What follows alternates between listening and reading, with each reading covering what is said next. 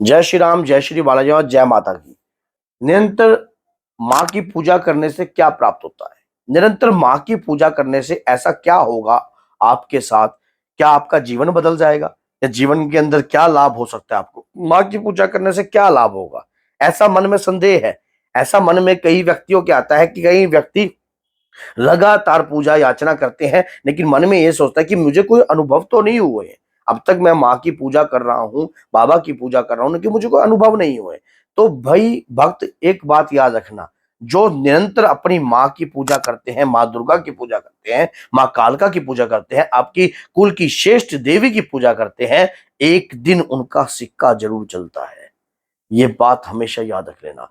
कभी भी माँ के प्रति आप जो भी ध्यान करते हो, जो भी आप अपने मन में, अपने हृदय में, अपनी अपनी इष्ट आराध्या देव को मानकर अपने कार्य को करते हो, तो आपकी पूजा कभी विफल नहीं हो सकती है। ये बात हमेशा याद रखना। अगर वीडियो अच्छी लगती है तो लाइक कीजिए, चैनल को सब्सक्राइब कीजिए, क्योंकि ये माँ के प्यारे चैनल पर अगर माँ की वीडियो आ रही है तो कहीं ना कहीं आप भक्तों के सहयोग के माध्यम से आ रही है। माँ दुर्गा की पूजा करने से मिलते हैं आपको अनगिनत लाभ।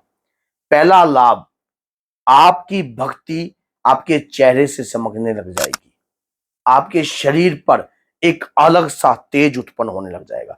जब माँ की योगिनी शक्तियां शरीर में आती हैं, जब माँ की तरंगे आपकी शरीर में आती हैं, तो आपका शरीर निखरने लग जाता है। आपके अंदर खुद एक ऐसा आभास आपको भी महसूस होता है और सामने वाले व्यक्ति को भी आपका एहसास महसूस होगा। उसको लगेगा कि आपके शरीर पर जरूर कोई शक्ति है।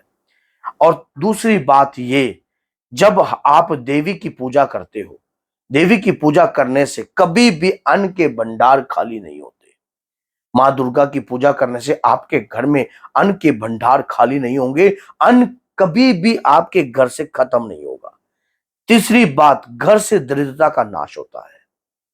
दरिद्रता आपके घर में वास नहीं करती है। शुरुआती समय मान लेते हैं आपका कमजोर हो सकता है।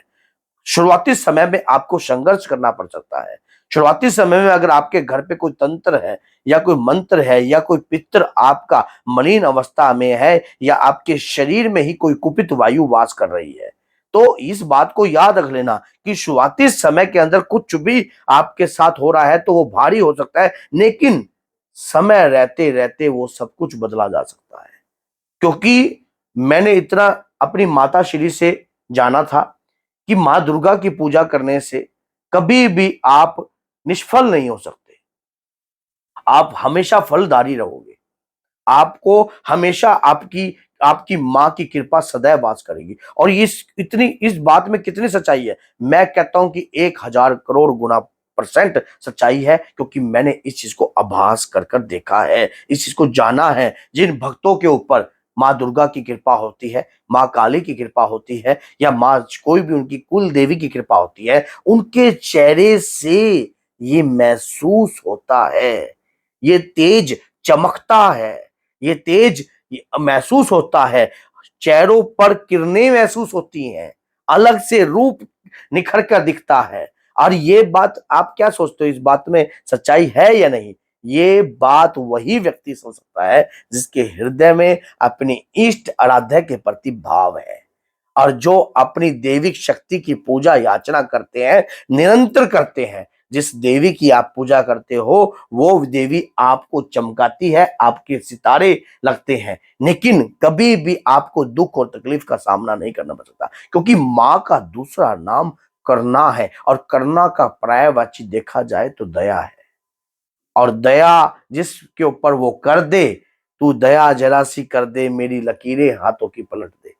माँ की दया ही इतनी अपरंपार है। मैं आज आपको एक ही बात बताता हूं, अगर माँ की कृपा चाहते हो, एक सुपारी, एक ध्वजा, एक नारियल, अपने पूरे परिवार पर अपनी कुल देवी का नाम लेकर, माँ दुर्गा का नाम लेकर, अपने पूरे परिवार के ऊपर से 7 बार वार कर आप माँ दुर्गा के चरणों में अर्पण कर दीजिए। माँ दुर्गा के चरणों में अर्पण कर दीजिए और ये कहिए कि हे मातेश्वरी, हे कुल की श्रेष्ठ दिव्य शक्ति, जागृत होइए और मेरे कुल की रक्षा कीजिए। हे मातेश्वरी, मैं आपकी शरण में आया हूं या आई हूं, मुझे शरण लगाइए। माँ, मैं आपसे प्रेम करता हूं, करती हूं। और मेरे प्रेम को आप हमेशा सागर रूपेण बनाइए। मैं आपको रियलिटी बोलता हूं, 101% बोलता हूं। अगर मां आपसे प्रसन्न हो जाए तो फिर आपको मांगने की आवश्यकता नहीं रहती है किसी भी प्रकार की। जो माँ दुर्गा की पूजा करते हैं, अपने कुल देवी की पूजा करते हैं, अपने इष्ट आराध्या देवी की पूजा करते हैं, उनके ऊपर कभी भी किसी भी प्रकार की कमी नहीं रहती है। और एक बात और सुन लेना, हनुमान जी तो माँ के सेनापति ही हैं। सबसे प्रथम अगर माँ से आपको मिलना है तो दादा हनुमान का जयकारा लगाकर और गणपति जी महाराज का जयकारा लगाकर और श्री भैरव बाबा का जयकारा लगाकर आप माँ की कृपा को प्राप्त कर सकते हो।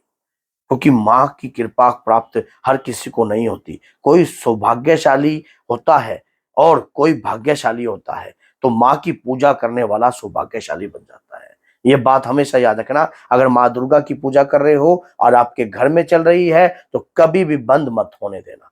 माँ की पूजा करने से आपके हर कार्य बन सकते हैं। तो बोलिए जय माता की, जय श्री बालाजी महाराज। अगर वीडियो अच्छी लगती है तो लाइक कीजिए, चैनल को सब्सक्राइब कीजिए और अधिक से अधिक इस वीडियो को शेयर कीजिए ताकि माँ की कृपा को अधिक से अधिक जो लोग पहचानते नहीं है वो पहचान सके, जान सके और माँ की करुणा को अपने शरीर पर धारण कर सके। तो बोलिए जय माता की।